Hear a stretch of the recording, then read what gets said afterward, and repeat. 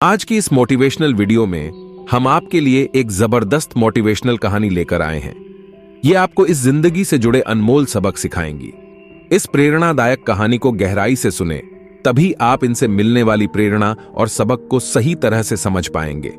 जब तक आप कहानियों को समझेंगे नहीं, तब तक आप उनसे मिलने वाली सीख को अपने जीवन में उतार भी नहीं पाएंगे। सुनते हैं आज की कहानी। सब कुछ यहीं रह जाना है। एक राज्य में एक बार एक सन्यासी आया और सीधा राजा के महल में चला गया। उस सन्यासी की वेशभूषा को देखकर राजा के किसी भी सिपाही ने उसे अंदर जाने से नहीं रोका। वो सन्यासी सीधा राजा के दरबार में चला गया। सन्यासी को अपने सामने खड़ा देख राजा ने उनसे पूछा, आप कौन हैं और क्या चाहते हैं? सन्यासी बोला, मैं एक आध्यात्मिक गुरु हूं और प्रवचन देने के लिए दूसरे राज्य जा रहा था, लेकिन अब दिन ढलने को आया है, तो मैं आज रात आपके महल में ही रुकूंगा।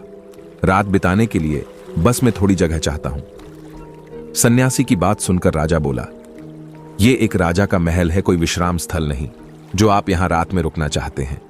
आप बाहर जाइए, वहां रहने की आपको कोई ना कोई जगह मिल जाएगी। सन्यासी ने राजा से फिर प्रश्न किया, महाराज, क्या मैं जान सकता हूं कि आपसे पहले यह महल किसका था? राजा बोला, मेरे पिता का था, क्योंकि मुझसे पहले वही राजा था। सन्यासी ने फिर प्रश्न किया, अच्छा, तो अब आपके पिताजी कहां हैं?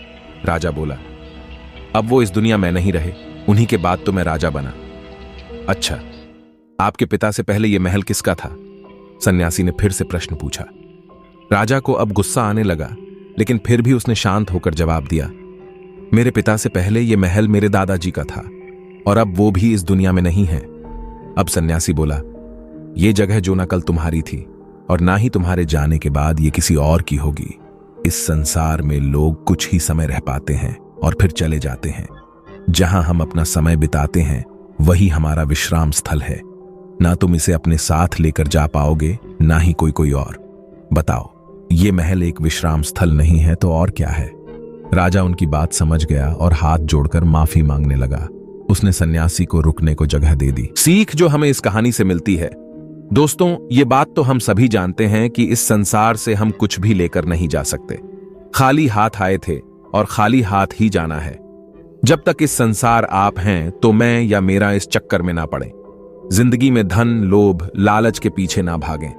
भागना है तो खुशियों के पीछे भागें। जिंदगी का मजा बहुत पैसों में या फिर बड़ी गाड़ी में नहीं है। जिंदगी का मजा है खुश रहने में। खुश रहो, क्योंकि दूसरे के पास चाहे बहुत पैसा है, लेकिन इस दुनिया से वो जाएगा खाली हाथ ही और उसके धन का भोग कोई और करेगा।